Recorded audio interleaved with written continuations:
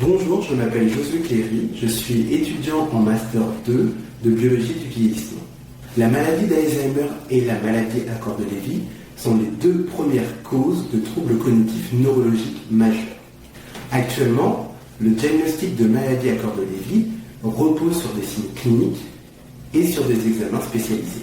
Néanmoins, le diagnostic reste difficile car certains signes cliniques se chevauchent entre la maladie à corps de Lévy et la maladie d'Alzheimer. De plus, certains symptômes sont parfois absents ou au contraire peuvent être attribués à d'autres maladies neurologiques, exemple la maladie de Parkinson.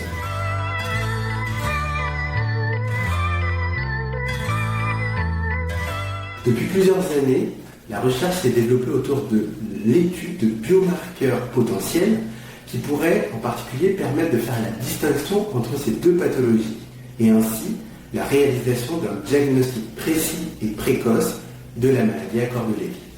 Ainsi, notre équipe a choisi d'étudier un biomarqueur particulier, une protéine appelée l'alpha-synucléine.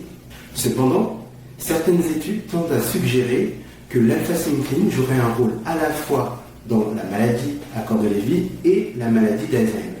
Nous étudierons donc une configuration de l'alpha-synucléine sur laquelle on ajoute un groupe phosphore et que l'on appelle la phospho-alpha-synucléine.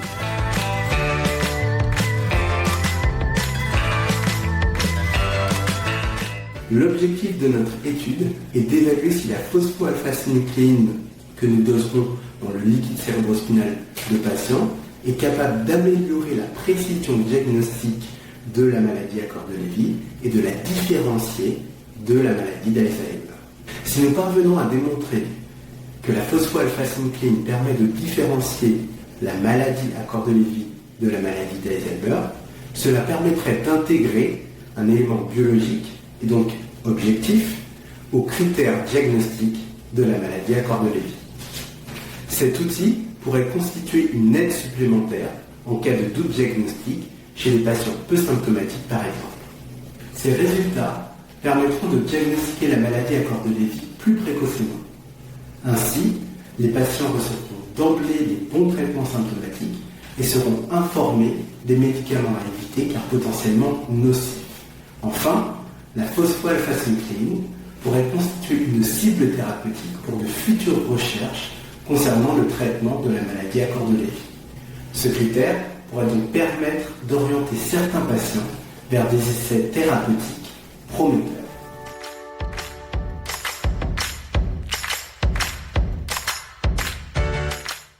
Je bénéficie actuellement d'une bourse Master 2e année.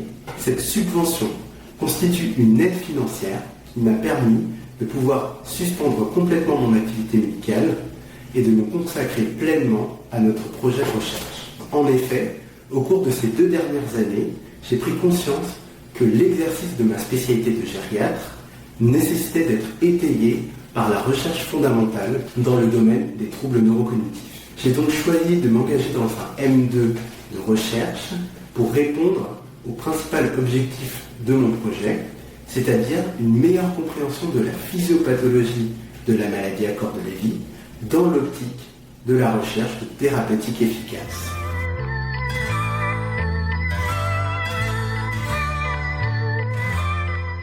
Je pense que ce cofinancement est le parfait reflet de notre sujet de recherche qui s'intéresse aux 2 principales causes des troubles neurocognitifs majeurs, c'est-à-dire la maladie d'Alzheimer et la maladie à corps de Lévy. Il met en évidence une coopération et une interdépendance fructueuse et nécessaire entre les différentes structures impliquées dans la lutte contre les troubles neurocognitifs.